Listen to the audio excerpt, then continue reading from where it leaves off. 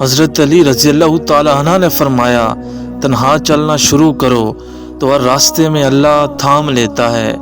کچھ اذیتوں کو سنبھال کر رکھا جاتا ہے تاکہ ان اذیتوں کو بھول کر آپ دوبارہ کسی رنگین خواب پر یقین نہ کریں۔ ذہنوں میں صدیوں کے بوجھ لیے ہم نے مرنے تک تو جینا ہے۔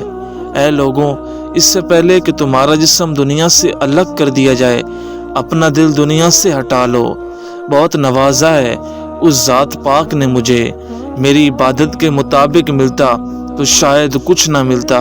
حضرت علی نے فرمایا، زیادہ سوچنے سے بہتر ہے کہ استغفار کیا جائے، کیونکہ زیادہ سوچنا مشکلات کو بڑھاتا ہے اور استغفار مشکلات کا حل ہے۔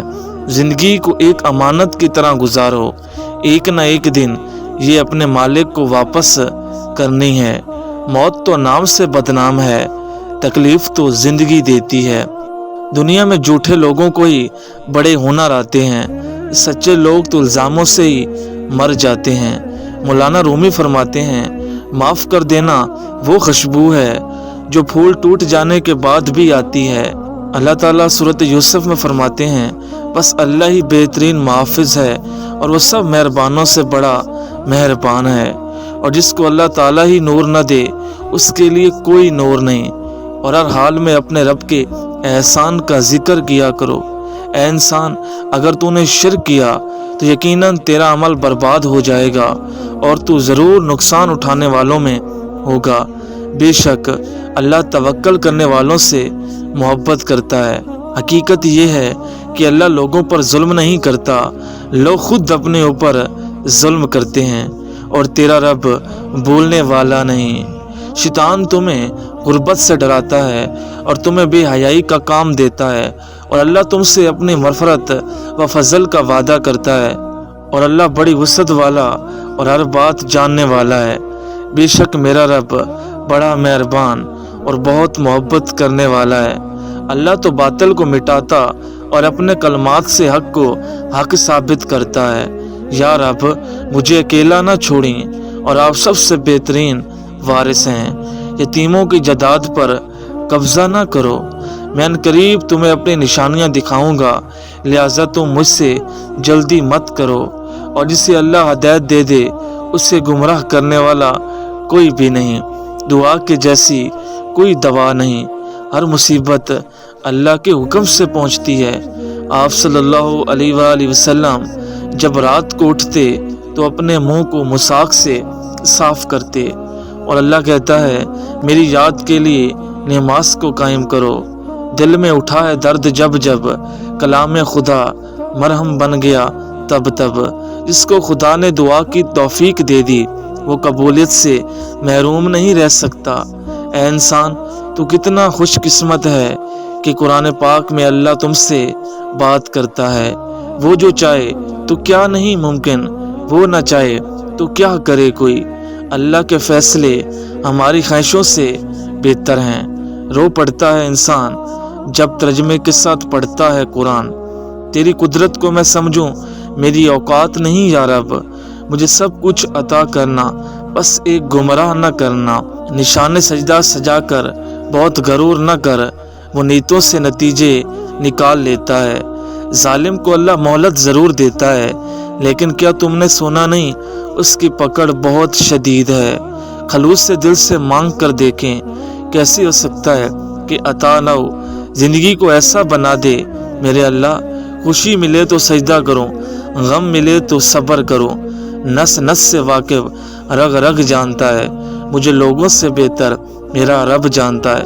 عمر کہتی ہے اب سنجیدہ ہو جاؤں، دل کہتا ہے کچھ نادانیاں اور ہی صحیح۔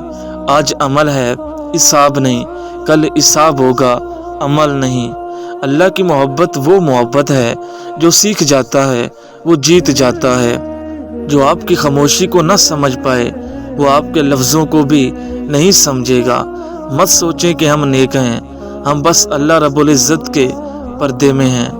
انسان کو طاقت اور بساط اتنی ہے کہ وہ سانس لینے پر بھی اللہ کی مرضی کا محتاج ہے۔ حیثیت کا بھی گمان نہ کرنا، یاد رکھنا اڑان ہمیشہ زمین سے شروع ہو کر زمین پر ہی اختتام پرہیز ہوتی ہے، تمہارا مستقبل تمہارے ماضی سے بہتر ہوگا انشاءاللہ۔ کوئی کتنا ہی خوش مزاج کیوں نہ ہو، رلا دیتی ہے کسی کی کمی کبھی کبھی۔ صرف ایک محبت ہے اللہ کی، جس میں تانا نہیں، الزام نہیں، رسوائی نہیں، شرمندگی نہیں، بے اعتباری نہیں۔ وہ واحد اللہ کی محبت ہے۔ محبت اگر حقیقت ہے تو بدصورت سے کیوں نہیں ہوتی؟ استاد اور چھڑک کہیں نہیں جاتے، لیکن اپنے طالب کو منزل تک پہنچا دیتے ہیں۔ باپ سے اونچی آواز میں بات کرنے سے پہلے یہ وقت ضرور یاد کر لیا کرو۔ ایک بات یاد رکھنا کہ کبھی غیروں سے باتیں سن کر اپنوں سے بحث مت کرنا۔ مرد پیسہ کماتا ہے تو خواب دیکھتا ہے کہ اپنی عورتوں کو بہتر سے بہتر سہولت دے، جبکہ عورت اگر پیسے کمائے تو سوچتی ہے کہ اسے اب کسی مرد کی ضرورت نہیں۔ اللہ مخلص دلوں کے ساتھ ناانصافی نہیں ہونے دیتا۔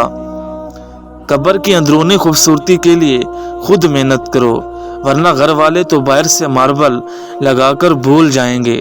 جس نے فجر کی نماز پڑھی وہ اللہ کی پناہ میں آ گیا۔ رنگین دنیا، اونچے شوق، آگے زندگی پیچھے موت۔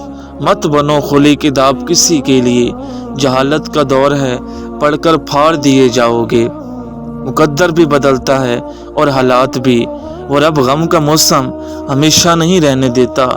میں نے ہر اس شخص کو خوشحال دیکھا ہے جسے الحمدللہ کہنے کی عادت ہے۔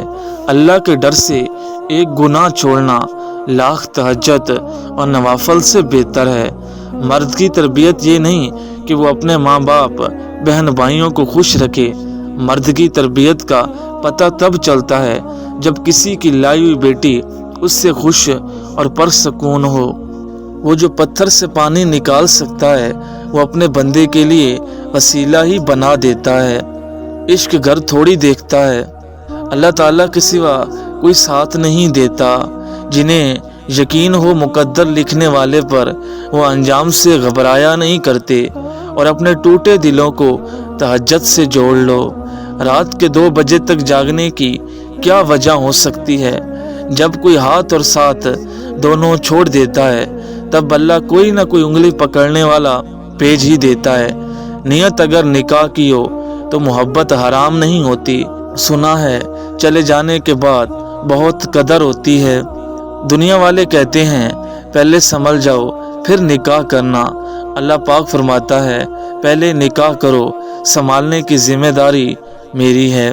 جس شخص کو نماز کی عادت ہو جائے پھر اسے سکون نہیں ملتا نماز پڑھے بغیر۔ یا اللہ پاک ہم سب کو 5 وقت کا نمازی بنا دے۔